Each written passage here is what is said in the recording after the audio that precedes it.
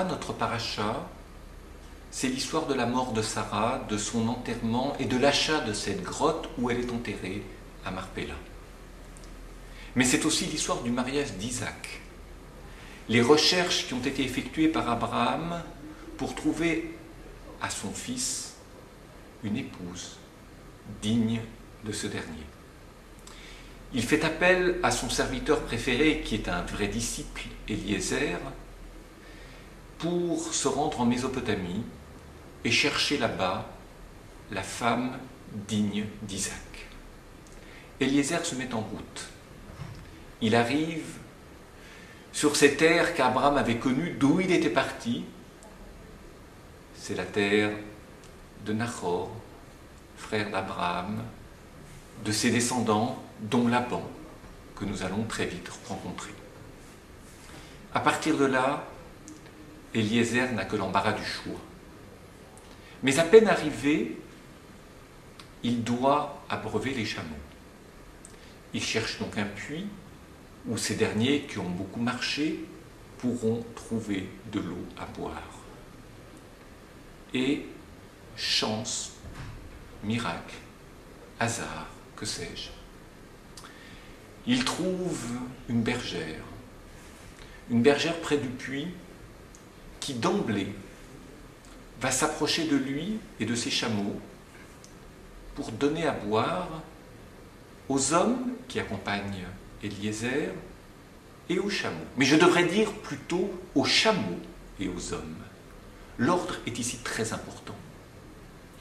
Pourquoi cette jeune bergère, nous savons qu'il s'agira de Rebecca, Rivka, la future épouse d'Isaac, pourquoi donne-t-elle à boire aux chameaux avant de proposer à boire à Eliezer et ses hommes?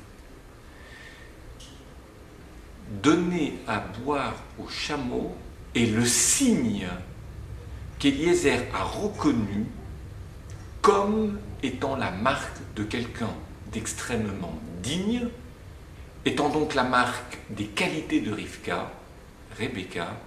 Il l'a choisie à cause de ça, parce qu'elle abreuve les chameaux avant de donner à boire aux hommes. Vous allez me dire, pourquoi les animaux sont-ils plus importants que les humains? Les humains demandent, les chameaux ne demandent pas.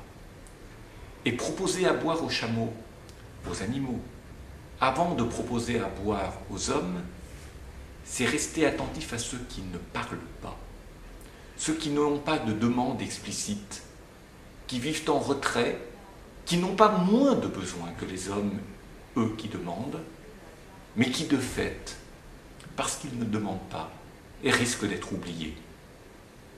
J'allais dire que c'est aux oubliés de l'histoire que Rebecca s'adresse, à ceux qui n'ont pas la voix, ou qui n'ont pas voix au chapitre. Et c'est peut-être parce qu'elle donne d'abord la priorité à ceux qui n'ont pas voix au chapitre qu'elle est reconnue par Eliezer comme cette mère potentielle d'Israël, une matriarche. J'aime cette explication apportée aussi bien par le Gaon de Vilna que par le Maguid de Mézerich dans la littérature chassidique. Prêter attention aux besoins de ceux qui ne demandent pas.